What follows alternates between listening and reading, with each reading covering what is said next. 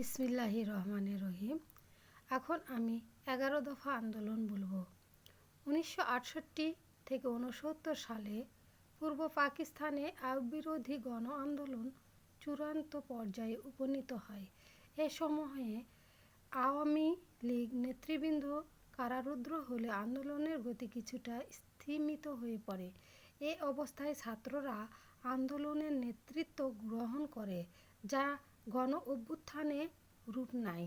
1969 সালের 4 জানুয়ারি ডাকসু, ঢাকা বিশ্ববিদ্যালয় কেন্দ্রীয় ছাত্র সংসদ কার্যালয়ে ছাত্রলীগ ও ছাত্র ইউনিয়ন, মতিয়া ও মেনন গ্রুপ এবং ডাকসুর যৌথ উদ্যোগে ডাকসুর তৎকালীন সহসভাপতি তোফায়েল আহমেদের নেতৃত্বে সর্বদলীয় ছাত্র সংগ্রাম পরিষদ গঠন করা হয়।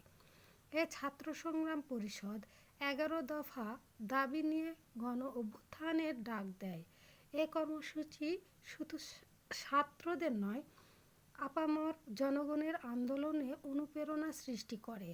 11 দফা দাবির মধ্যে বঙ্গবন্ধুর 6 দফা অন্তর্ভুক্ত ছিল।